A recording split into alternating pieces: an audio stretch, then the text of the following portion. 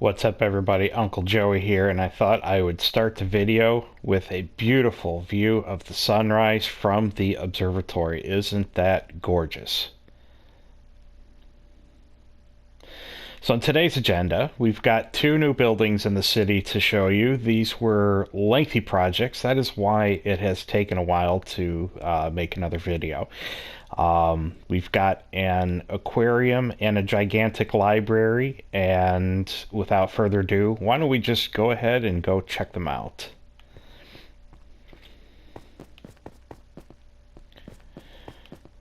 If you're wondering, why do all your videos start in the observatory? Well, I don't know. Usually, you can get a good view of the new buildings from the observatory, but these buildings are actually tucked behind a couple other buildings. Really, dude? No freeloaders.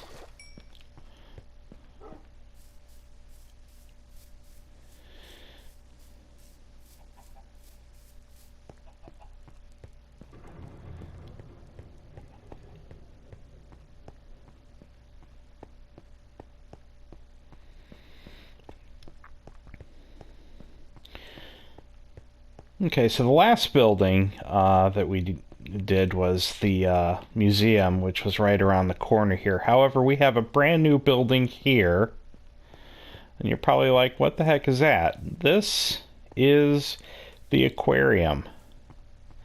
This is a full-fledged aquarium. Looks beautiful from the outside, doesn't it? Well, check it out on the inside.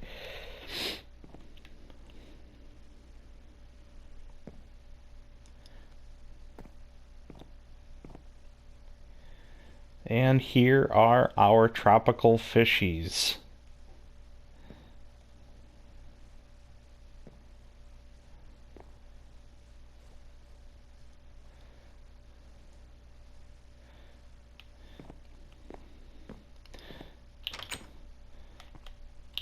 Okay, and the next new building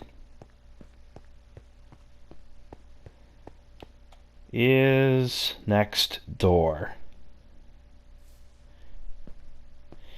This is the Agora, and my dedication, replica of the Library of Alexandria. Some key lessons. Agora in ancient Greece was basically a large gathering area.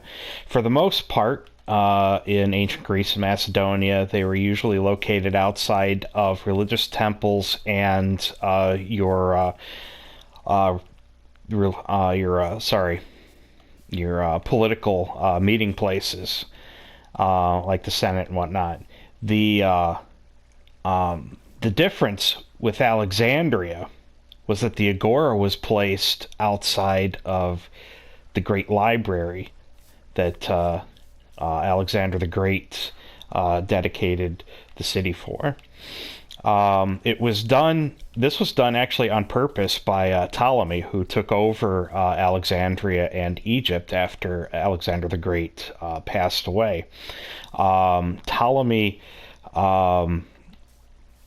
placed the Agora outside of the Library of Alexandria in order to encourage open and free learning and philosophy. So we can go inside here and check it out. Of course, the inside is not done yet. I wanted to get this video up and running for everybody. This library is going to be chock full of books. All the enchanted books are going to be located in here soon enough too. So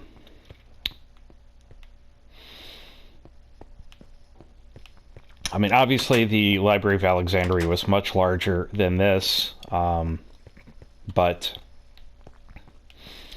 yeah, this is the best I can do. Some facts about the Library of Alexandria as you check out the mammoth size of the building. The library, part of the Library of Alexandria was burned down by Julius Caesar when he participated in Egypt's civil war.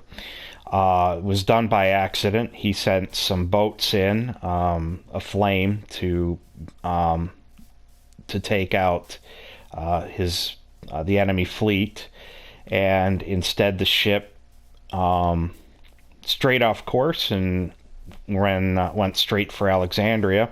The fire spread and took out some of the Great Library. However, the Great Library, most of it was saved, and was maintained up until the days of Hypatia of Alexandria.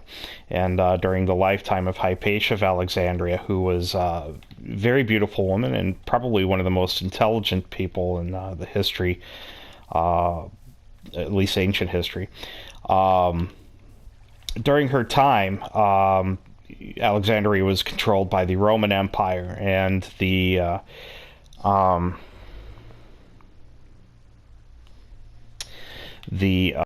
dictator, the emperor of Rome. This was the time he decided to turn Rome into a Christian empire, and handed the Library of Alexandria over to the Christians. Hypatia and most of her scholars managed to get some of the texts out of the library. However, when the Christians took over the library, they took the rest of the texts and scrolls that were located inside, and infamously burned them in the center of the building, and turned the Great Library of Alexandria into a communal farmhouse for animals.